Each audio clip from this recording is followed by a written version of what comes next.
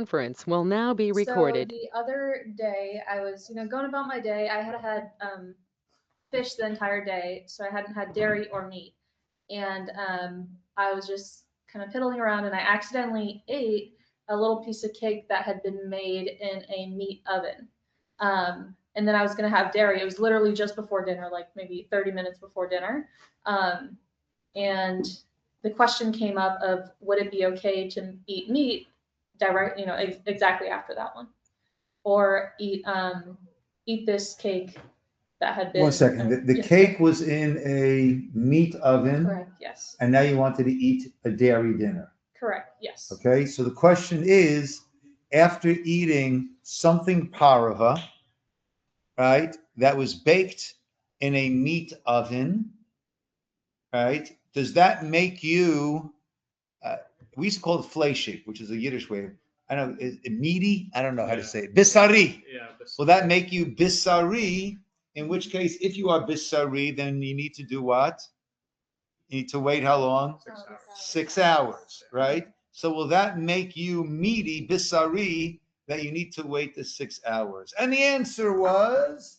The answer was as long as the oven had not been used for 24 hours, correct? Then I could? No, even more lenient than that. Okay. So if the oven wasn't used in 24 hours, then there's not even a question.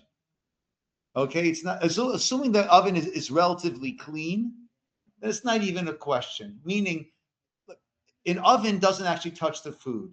Let's say I fried eggplant in a meat frying pan that hasn't been used in 24 hours.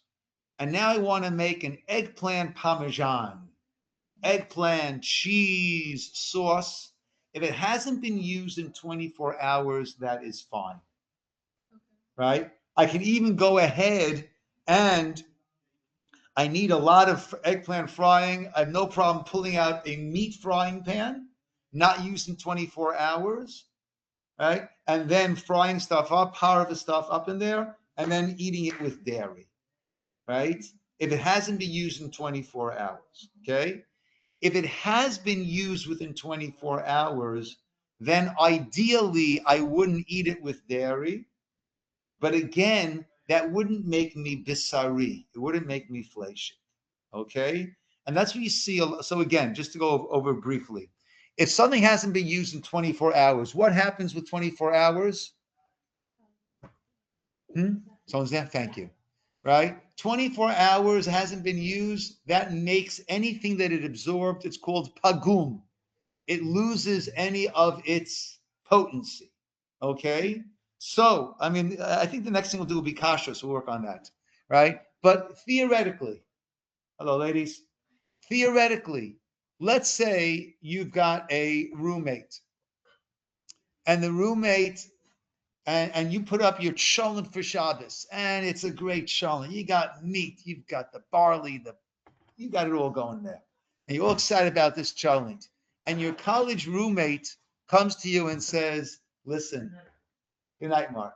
Listen, he says, I have to admit, I'm sorry. I used your meat pot for my pork chops.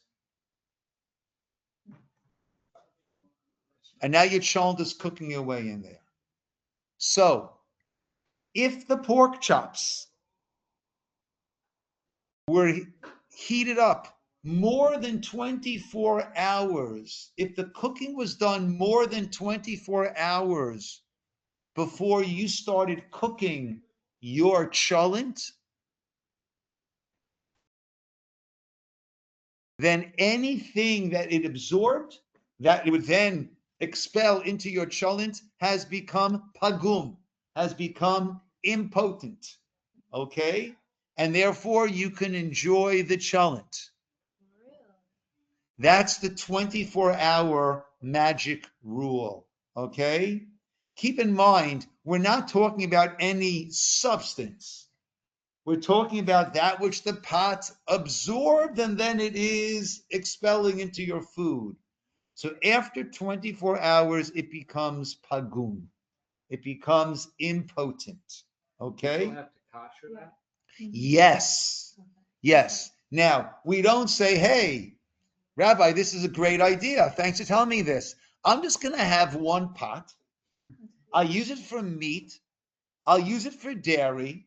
My roommate will use it for his pork chops. And I'll just have 24 hours between every usage. So there's something called b'di'eved and l'chatchila. B'di'eved is Aramaic 2 words. B'di'avad, if it was done. Meaning, if he told you beforehand, listen, I did my pork chops, I cooked them on Wednesday, then you would not use that pot. That's because that's going ahead and doing it. But if ex post facto it's been done, then it will be okay. So we don't say that you could have just one pot and wait 24 hours and use it for whatever you want, right? We don't say that because things will end up getting mixed up, right? So we have separate meat and dairy. But in case things do get mixed up, if it's been 24 hours since it was used, this happens often in the kitchen.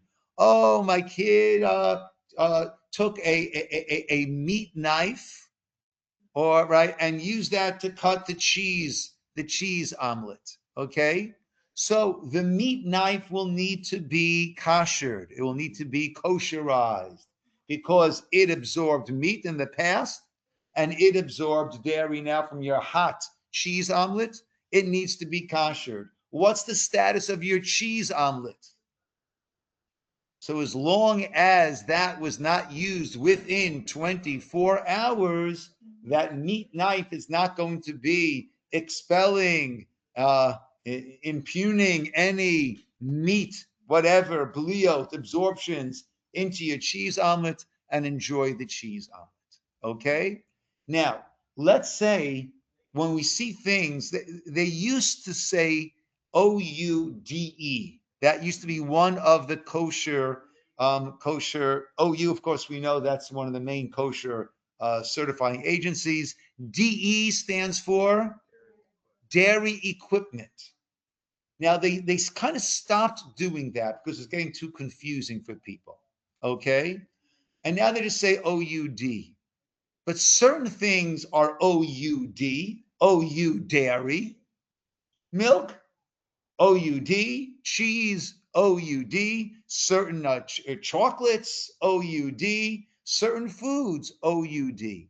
But there are certain things that they'll sell in the store as parava ice cream, right? Meaning it's oat, it's coconut, whatever it is, right? And it's 100%, there's no dairy in there whatsoever. They'll still write OUD there. Why? Because it's dairy equipment. So therefore, the same equipment that made that ice cream might have been used for dairy ice cream before that. Now they're going to clean it out well, but they're not waiting 24 hours. Oh, so they're not using 24 hours. So then, assuming it was hot, I don't know if there's any heat making ice cream, but assuming it was hot, there was some dairy absorption that went into this ice cream.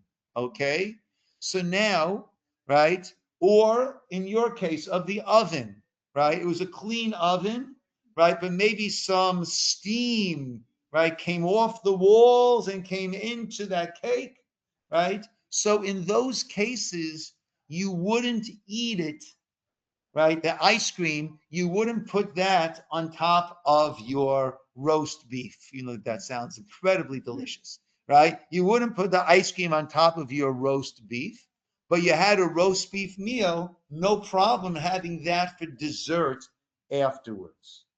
No problem having that for dessert afterwards. Okay? Now, in your case, hi guys.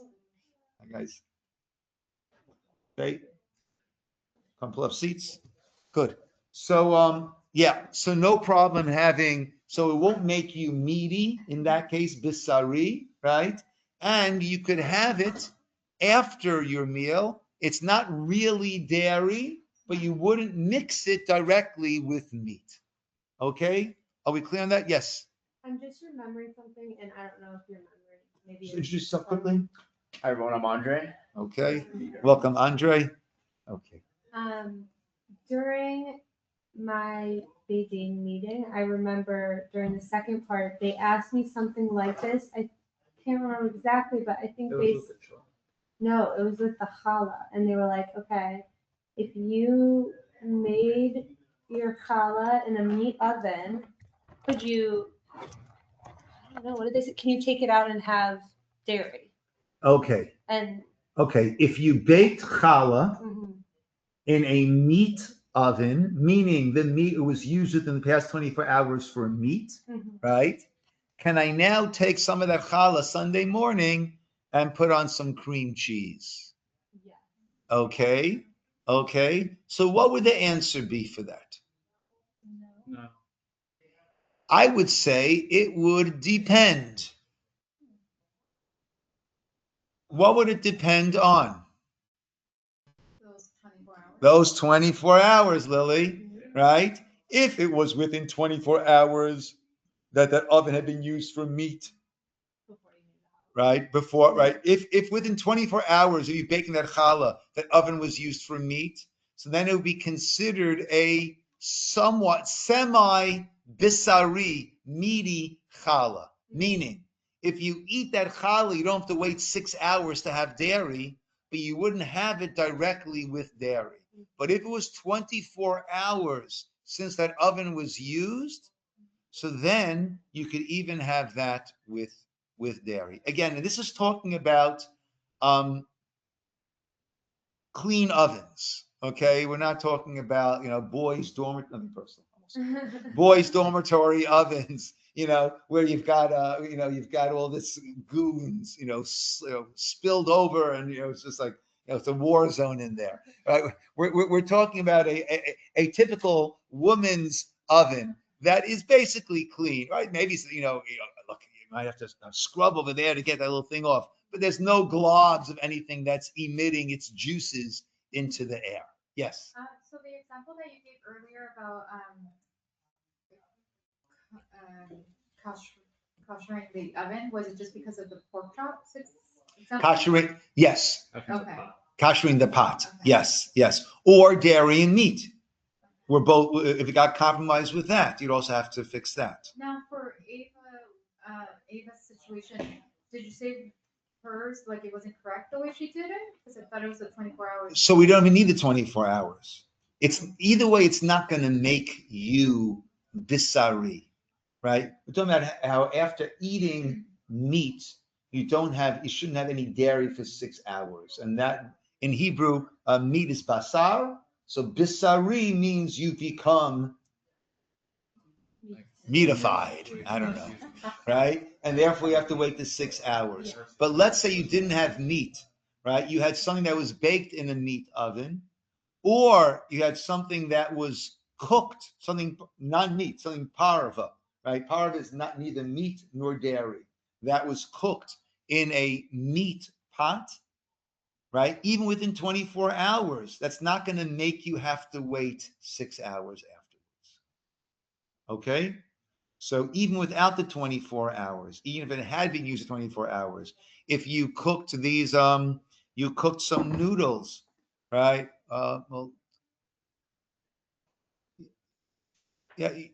You cooked some sort of a dessert dish in a meat pot, not for 24 hours. You can you eat that. It's not going to make you bisari, maybe. Yeah. Should people typically have 2 separate ovens? Okay.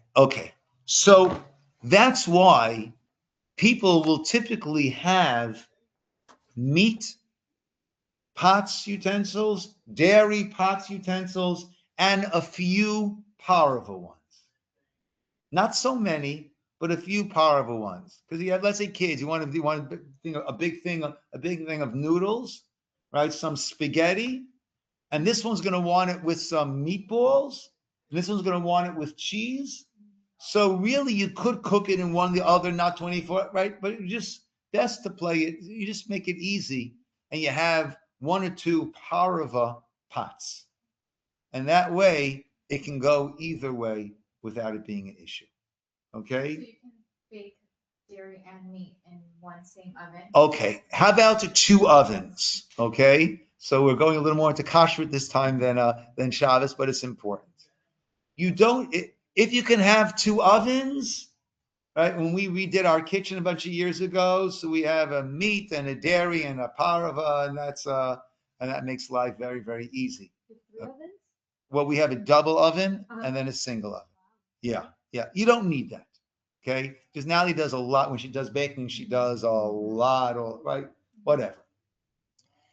If you have 1 oven, which is typical, so how does one navigate that when you want to be cooking meat and dairy and parva in the oven?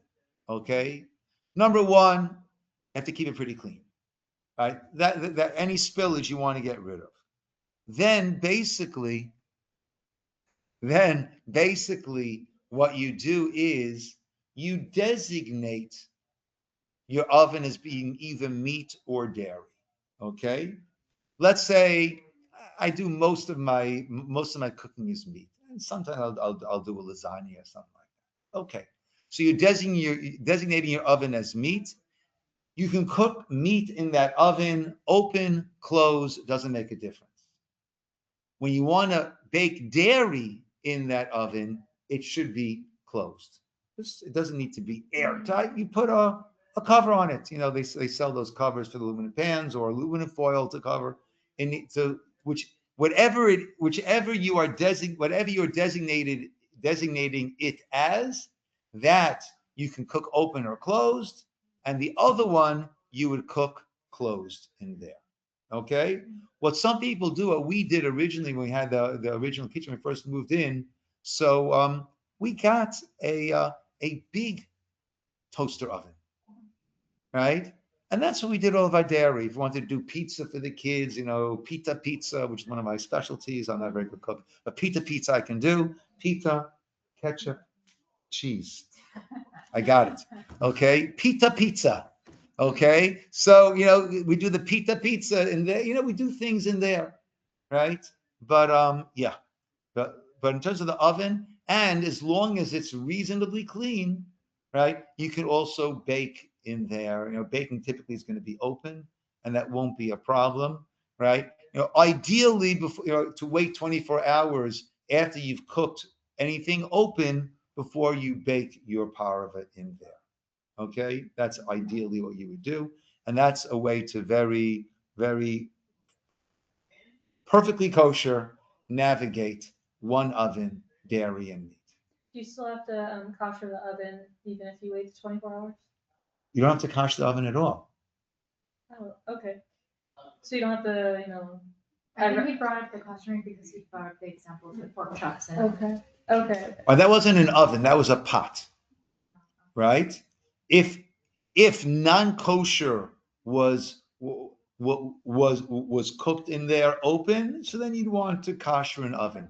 Koshering an oven is relatively easy. Okay, the general rule for koshering is the Hebrew is kibolo kachpolto. Okay, my Israelis over here. Kibolo, as it was bolea, as it is, the way it absorbed is the way it'll be expunged. Right? How it went in is how it's going to go out. Okay?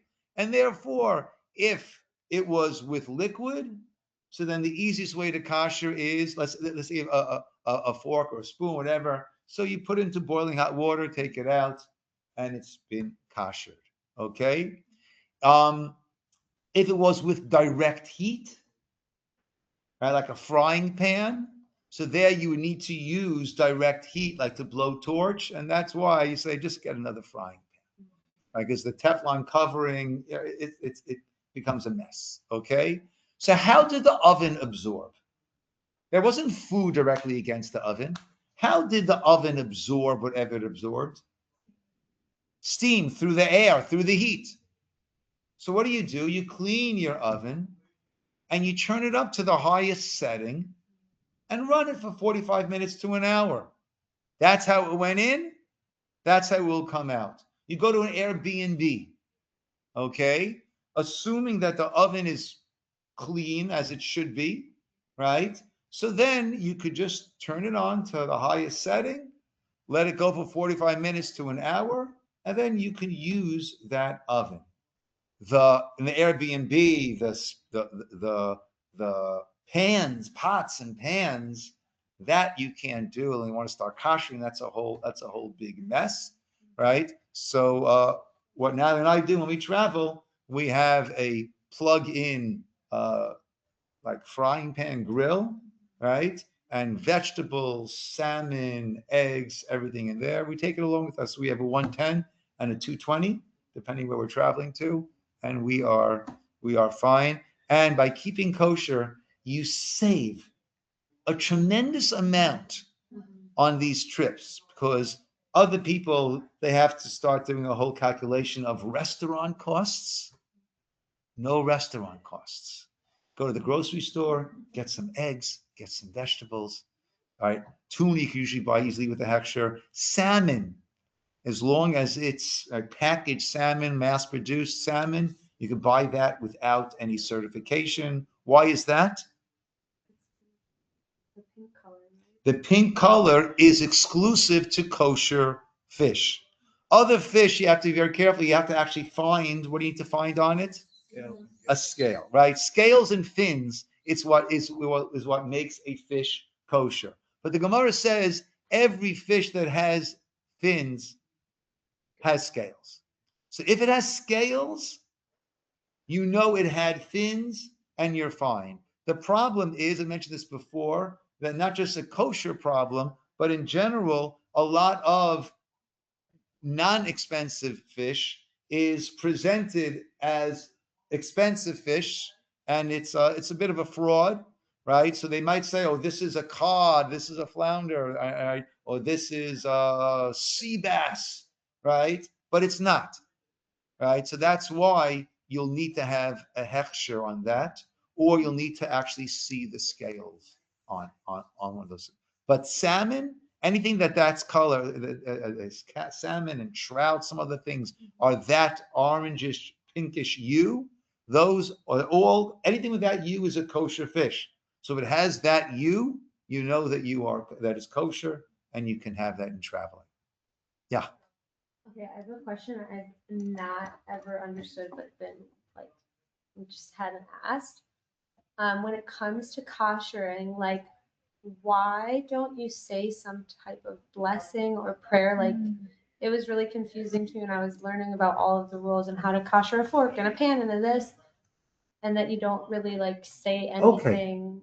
Okay. So that's religious. interesting, right? Why is there no blessing when koshering, right?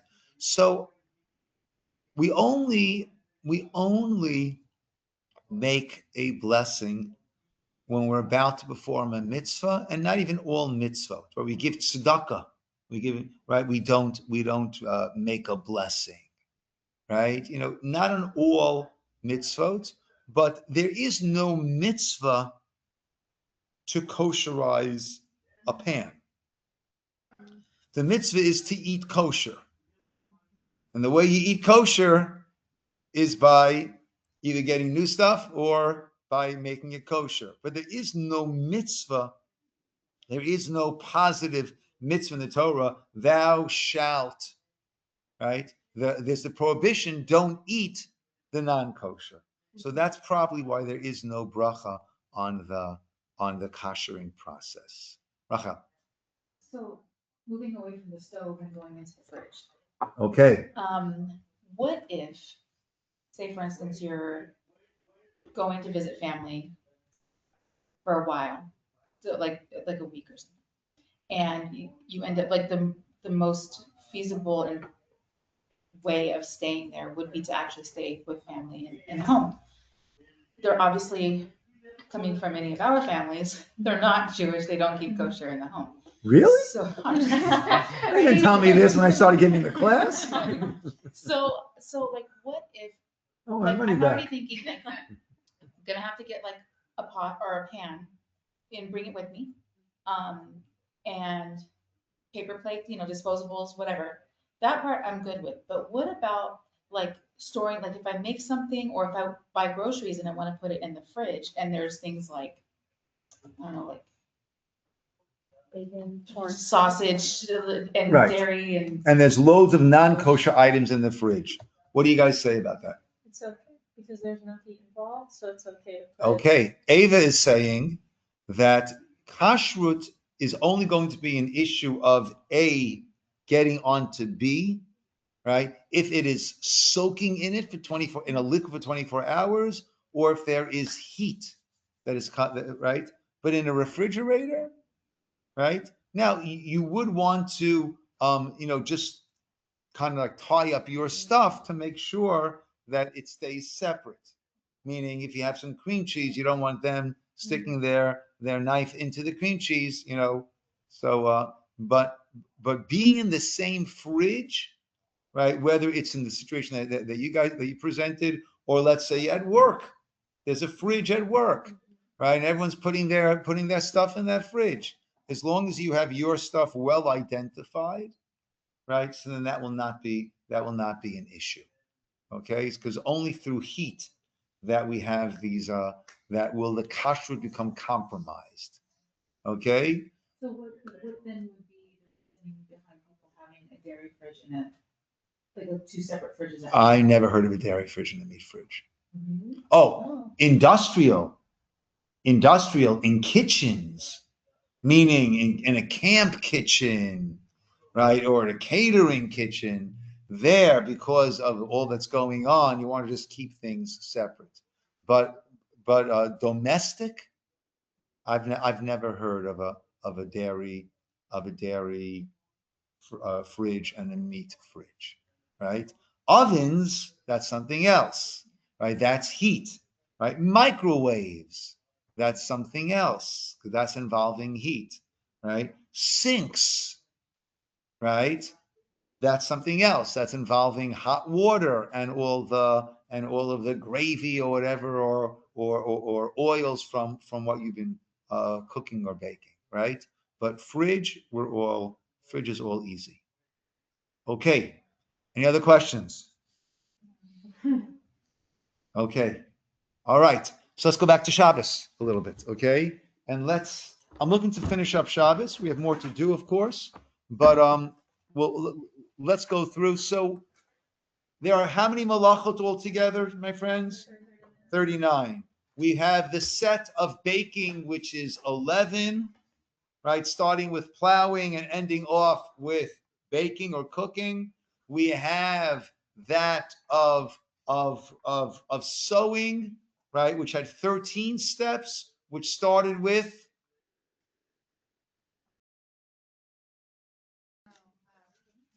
I think shearing the animal, right? Started with shearing all the way to sewing, right? And then we had 9 when it came to writing. That started with what? Skinning. Before we skin the animal, we got to trap the animal, right? Trapping the animal, right? Right, and then shchita, and then slaughtering the animal, right? And all the way till writing. So that was 11, 13, 24, and then 9, 33. We have 6 more to go, but those are the big sets. And now we have 2, 2, 1, 1. Okay, 34, 35, building and demolishing. Okay, forbidden activities include digging a foundation, pouring cement, setting up a wall, installing doors, windows, leveling the ground, or changing a surface of elevation of a building, sweeping an unpaved floor. Interesting, in Shulchan Aruch, in the Code of Jewish Law, you'll hear about not sweeping, right? Because they were talking about dirt, earth floors, right? So there, right, flattening out, right? That would be a problem. For us, it's not an issue. Driving a nail into a wall, drilling a hole, reattaching a door window that became detached, affixing a door handle that fell off, setting up a tent, spreading a cover to form a roof, erecting a partition. For more details, see chapter 7. We will. Now, the tent, a case of a tent that people often get confused with is, speaking of the rain, umbrella. Right? So an umbrella, it would be considered like a temporary tent that you're making, right? It would go under this aegis of binyan, of building. So we don't use an umbrella on Shabbat. Okay. And like this past Shabbos, get yourself a good raincoat or a good hat, and good luck to you. I had all that, and I was absolutely soaked. But I got to shul. I have a great raincoat, so it's only the bottom 8 inches of my pants were completely soaked. Right. Besides that, I was pretty dry. Yeah. Yes. What about building a fort? Like, like kids in, Oh, yeah. like, is that okay? Because it's temporary. So yeah, if kids are playing and they're by the couch and they take a blanket, we don't make an issue out of Yeah. So What I if was it's adults? that. like for the kids. Of course, it's for the kids. You probably best not to do that. I don't think it's much better than an umbrella, right? So probably you wouldn't want to spread it from discount and then crawl underneath. Have a little powwow, we called me and my brothers. Yeah, probably wouldn't want to do that. Yeah. Okay. So I actually have a question about this one. So Yeah. you seem to have quite a few Lego enthusiasts at the shul. And one of the debates we always have is about building Legos. Okay. So building Legos on Shabbos, right? Look, it's pretty temporary, right? So with kids, we wouldn't make a big deal out of it. For adults, probably better not to be fully engaged in Lego. Okay. Yeah. Wait, sorry, can you explain the umbrella one more time? Isn't that be temporary? Why is it not okay? Well, actually, once it's open, and now you've created this like ohel, this tent over yourself. Yeah. Okay, demolishing 35, right? So we said these four. We have a couple of pairs. Building and demolishing. Malach of demolishing involves demolishing or dismantling any structure described in the previous malach of building. Forbidding activities include demolishing buildings, removing nails, right? And we have making a tent or taking apart a tent. Okay.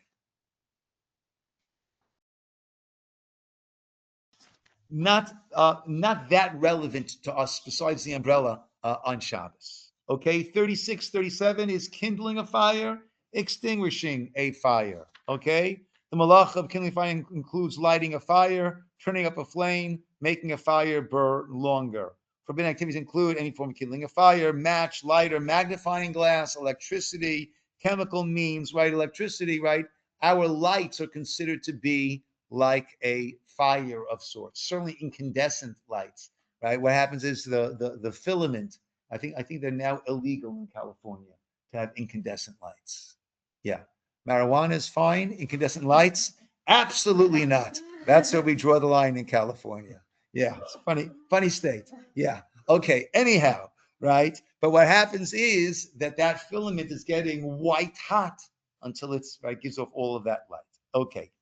Lighting a new fire from an existing flame, poking a fire, smoking, adding fuel to a fire, etc. Okay? And so turning on lights, we understand, right, that we don't do on Shabbos. We have many, many timers that we can set and really take care. We also have the Shabbos lamps. I showed you guys the Shabbos lamps, right? Yeah, those are incredible. There is the older type, which was a little hard to read by, and now the newer type, which is fantastic. We use it all week long as the night lights on our bed, right? And it just has a little door to open and close, and it's fantastic. Yeah. Dims? Would that be? You would not be allowed to, right? If the light's on Shabbos, you would not be allowed to either dim it or not. Okay. And so depending on who might be coming over, right, you might want to put some either take the lights at times, or they sell. We usually hear in the shul these little magnetic covers that go on top, right? Because we have guests Friday night who weren't necessarily so observant, and our lights end up going off like, no, you're kidding me, right? So you got these little panels that go on top, and that way the light stays on. But dimming would be a similar problem. Okay, exterior. Okay, Forbidden activities include extinguishing a fire by any means, such as water, sand, foam, opening a door in front of it, blowing at it, stamping on it, covering it with blanket, removing the wood, glass, flammable liquids that serve as its fuel. Okay. Now, let's say there's a fire. So the halacha goes through very, very, like, what can you do? What can't you do? Right? In our world where we've got electricity in the homes, we've got gas in the homes, we've got homes that are connected to one another with different, right, wires, this, that. If there's a fire, put it out. I'm not talking about on your stovetop, right? I'm talking if there is a fire, right, put it out, call 911, right? You know, the Gemara's and the Shulchan Aruch's scenarios would be in our world. Let's say I've got this country house that's not on the electrical grid. I've got like one of the family here, right? Out in the desert, they have this mobile home, right? That's not connected to the grid, anything like that. So there, if that's burning, so it's not going to be causing any danger to life. So then you wouldn't be allowed to put it out, right? You can't put out a fire in order to save the money that you'll be losing, right? And that could be a very, very hard challenge for a person watching things go up in smoke, right? But when there is a concern of human life, so then we put out that fire. Yeah. I have a real life example. This was when me and Paz first kind of started conversion and weren't fully observant quite yet. But we were having Shabbat dinner. I also didn't know the rules of muksa. The Shabbat candles were on the table. You know, we were learning. Newbies. And it was like one of the first Shabbat dinners we had, and the challah cover got lit on fire from the Shabbat candles. And so obviously we're like freaking out, and we put it out. And in my conversion class, I was like telling the rabbi about how it happened. And he kind of told me like, well, you shouldn't have put it out. And I'm like, okay, well, what should I have done? But it sounds like if it's something. Okay.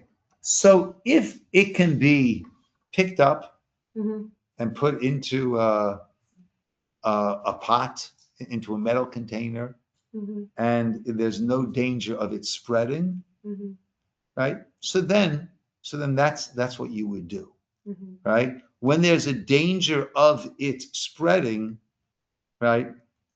So, you know, if it's a little thing and you can contain it, you can contain it, Mm-hmm. right? You're not gonna start calling 911 and then let it, right? If you can contain it, you would contain it. If the only way to contain it is by putting it out, then you would put it out. Otherwise, it could spread. If there's any danger of human life involved, right, then you put it out. If there is no danger of human life, this thing, and you could pick it up and like I said, you know, put it into a pot Mm-hmm. and let it burn itself out over there. So then that's what you would do. Okay? It's never gonna happen. Just in case. Just in case. Okay, good. That's 36, 37, 38, 39. The final hammer blow. Okay. Yes. Okay. The malacha, the final hammer blow, involves a final stroke which completes a job or finishes the production of an object. Forbidden activities include all actions customarily done by craftsmen when finishing a product, like cleaning and polishing utensils, sharpening knives, removing the basting from a completed garment. Oh, right. Men's suits. Oh, those pockets. Right? Do you ladies know what we men have to deal with? Oh, You get it too? yeah. Your pockets are also sewn closed? Oh, okay. You probably have more than we do. I'm sorry.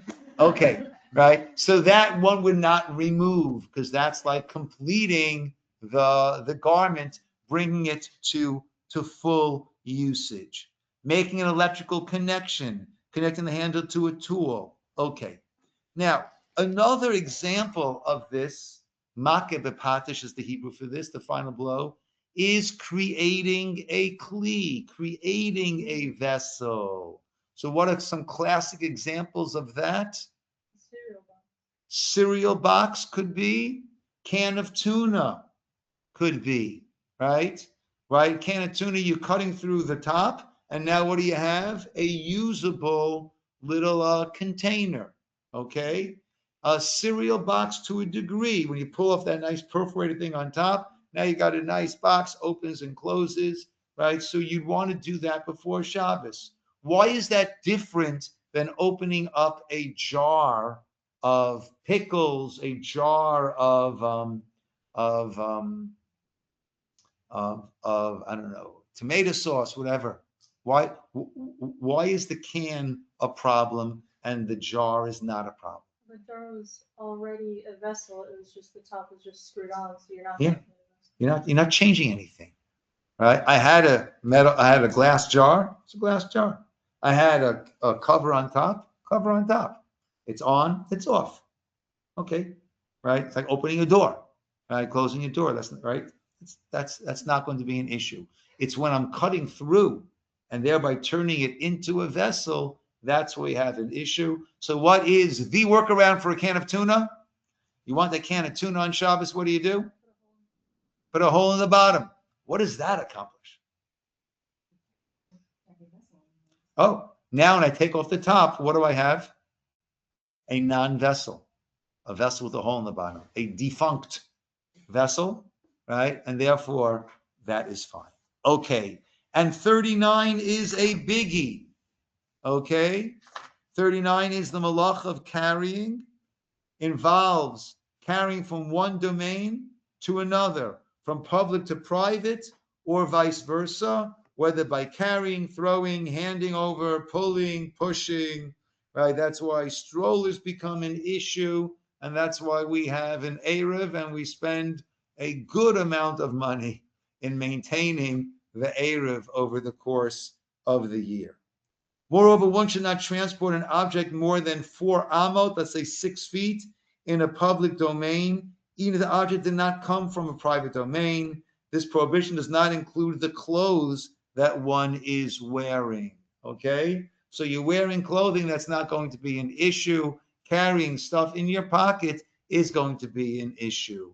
A key in your pocket will become an issue. So there are some people who what they'll do is, oh, I'm wearing my key, and they'll put like a pin through it and they'll wear it, right? Now, you don't wear a key, right? So that's not really going to help, right? Now, what some people do is they'll literally make a tie clip out of their key. That's different. There, I'm actually wearing it. Or it'll become, right, like part of my belt, right? So if you want to do that, you can do that. Otherwise, you would just, well, if typically your porch is already your private domain, so you would hide a key somewhere over there, or if the Erev is up, or what a lot of people do is they have a combination. So I have in my house, we have a combination lock. It wasn't really done for Shabbos as much as they got tired of the kids visiting and losing the keys all the time. So we just, no more keys. We just have a non-electrical keypad, right? Most of them are electrical, but you can get non-electrical keypads. What other people sometimes do is like real estate agents, right? So they have a lockbox, right? And with a combination, you open that up, you have the key, and you go in. So those are all workarounds that we have for these situations. Okay, so page 188, how the 39 malachas are divided. So we've gone through this. 1 to 11 is preparation of food. 12 to 24 was clothing. 25 to 33 was writing. 34, 35, building, demolishing. 36, 37, kindling, extinguishing. 38, hammer blow. 39 is transporting. Okay. The next thing that we're going to now he's going to do is go into detail with a lot of these malachot that are very, very relevant to us, right? Because of these 39, many of them don't really become part of our world. So let's begin, okay? And the main issue on Shabbos, or the most difficult issue, probably the main issue on Shabbos, is the cooking, is preparing of food. So just have cold food, easy, right? We don't want to do that. Why don't we want to do that? You're not honoring the day having cold food, and also there is actually a rabbinic reason to have cold food, and that is because of the tzedukim. The tzedukim were a break-off from the Jewish people, and we have them to a certain degree today with the Karaites. Are you familiar with Karaites at all? So Karaites are a break-off of Judaism, and they keep the written Torah, right, as it says, without the rabbinic explanations of how it's meant to be done. And if the pasuk says, "V'lo tavaru eish b'chol moshoteichem b'yom Shabbat," there should be no fire in your houses the whole day of Shabbat. And we understand that to mean, yes, you can't ignite a fire, but there's an existing flame, you could use it. So we have lights that are left on. We have Shabbos clocks turning lights on, lights off. We have hot food. So in order to not be like the Tzedukim, that's how we have the custom of cholent.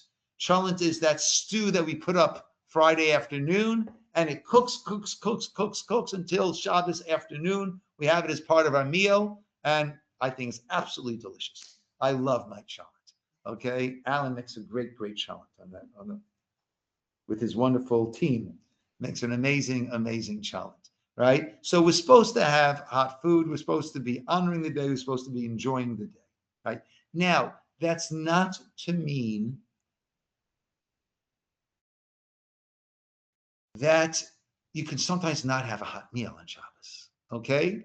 Right? You know, we've had weeks where it's just Natalie and I home on a Friday night, and she's had a very, very, very busy week with meetings and this and that, this and that, and this and that. And going into Shabbos, I see she's exhausted. So our Friday night meal, I go to Trader Joe's before Shabbos, and I get some lox, get some cream cheese, get some avocados, get some tomatoes, and we have bagels and cream cheese for our Friday night meal. Sometimes she'll heat up a soup, which she has in the freezer, or not, okay? So it's important to realize Shabbos is supposed to be a beautiful day of enjoyment. That's not to say, well, I enjoy going to the beach, I'm going to drive to the beach.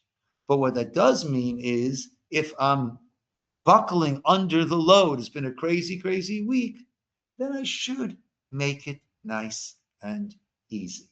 I don't have to feel that I've got to do this. Right. So, yeah, we have to take a deep breath and use. We say there are four halakim. There are four parts of the code of Jewish law. Right? There's the one which is Orach Chaim, the day-to-day laws. There is Yoredeya, which has Kashrut, has mourning, has lots of those things. There's Choshen Mishpat, which has all of the business law.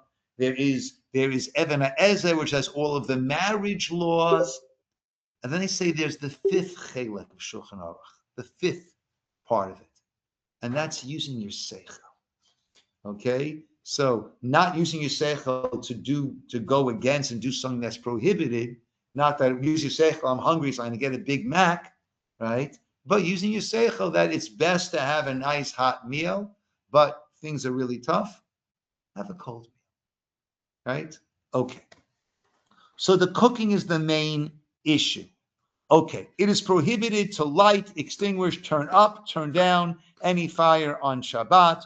Prohibited to cook, bake, roast, on page 191, yeah? Fry food on a fire or any other source of heat, solid and liquid food, even if they were cooked prior to Shabbat, may not be reheated directly on, I disagree, okay? On a steamer, electric hot plate, we say you can. I'll explain why. Okay, one may not put food on the fire on Shabbat even for a short period of time, even if there's no chance of the food becoming cooked in that period of time. Okay, so what do we do? Well, okay, we'll come to all that. Okay, 192, inedible materials. Also prohibited to melt solids, wax or metal, or dry wood by means of heat or fire. Okay, mixing or adding foods to a pot on the fire. Okay. So we have what we call a kli rishon, kli sheni, kli shlishi. Kli means vessel, pot, whatever it might be. What does the kli rishon means first? What is the kli rishon? The one it was cooked in. It is on the fire. It was on the fire. When I transfer that to another pot or a bowl, that is called my kli sheni. Sheni is number 2. When I transfer that to another thing, that's called my kli shlishi, my third kli, which doesn't cook things. Okay. Kli rishon cooks. Therefore, it is prohibited to add food, liquids, or spices to a pot on the fire or other heat source. Typically, you can't put anything into a kli rishon. It will cook in a kli rishon. I think they might have asked you this question. They asked you this question, and I'm sorry? No. I think when they asked Tamar, Trishi at the time, and then Tamar soon after, right, was, right, let's say you have your cholent in the crock pot, or cholent is on the blech, on the fire. The blech is the metal covering that you put over your fire on Shabbos, and pots go on top of that. So let's say you've got that. And then it's getting a little bit dry. You want to add some water. Can you add water into the cholent pot? Well, you certainly cannot take water from the sink or anywhere and add to the cholent pot. Why not? You're cooking that water, right? Absolutely not. But let's say I've got a hot water urn. Well, urn is a little bit harder. We'll explain why urn is a little bit harder. Let's say I've got a hot water kettle on the fire, right? So there, right, I can take that and add it right in because it's all kli rishon, fully cooked. There I can add. Why would an urn be more of an issue? Right. How's it going to get from the urn into your cholent pot? If it can go directly, right? Right, then okay. But otherwise, you don't want to put it into a kli sheni because then you wouldn't put it from a kli sheni then back into a kli rishon. But typically, we don't want to add anything into a kli rishon. Even stirring the food on the pot while it's on the fire, right? That also helps it to cook better. It mixes it when you're stirring it. So let's say, right, when we had all the kids at home, living back in New York, so Natalie would put up an amazing cholent, and all my boys would love to hit the cholent Friday night, right? Now, how do we do that, right? Because when you're scooping out from it, you're ending up doing a little bit of stirring, right? So what you would need to do is take it off the fire, right?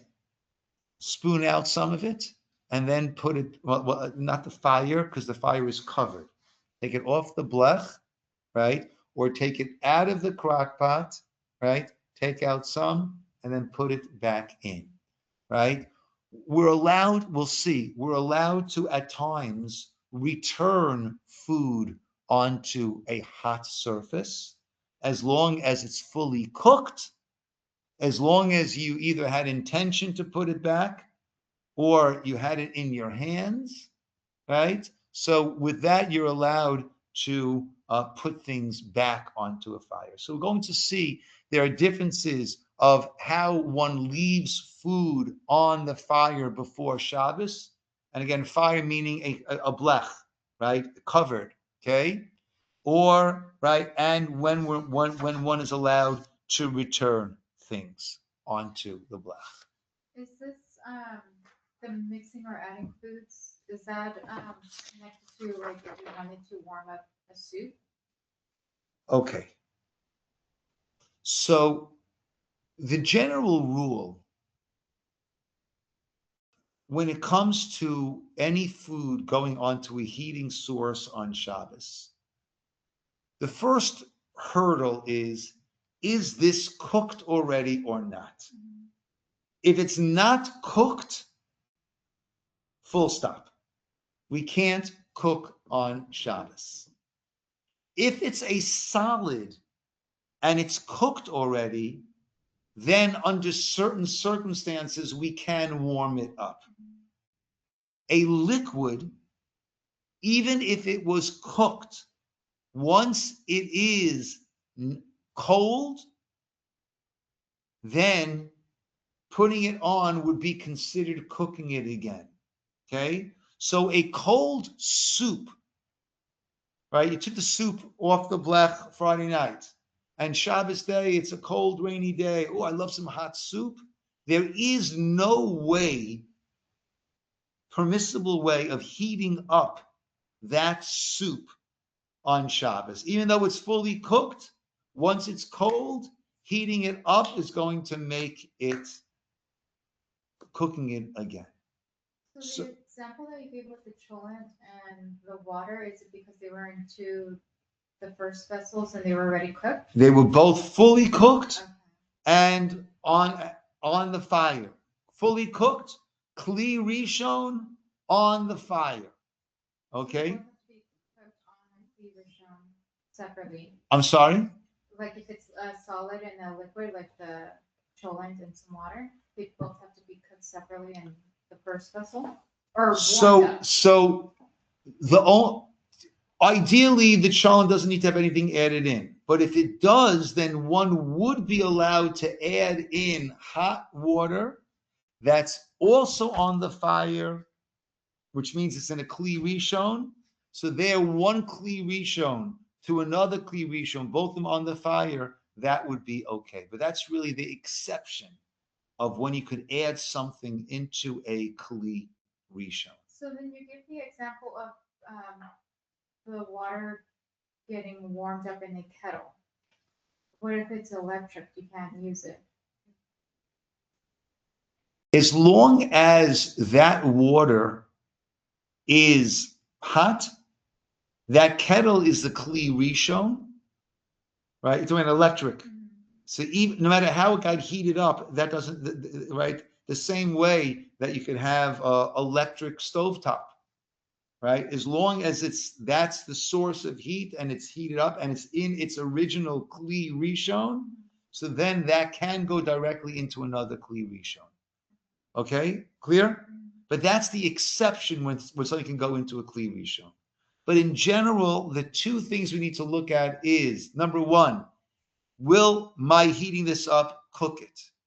If it's not cooked, or if it is cooked but it's a liquid that got cold, full stop. Heating up now is cooking it. You can't do anything.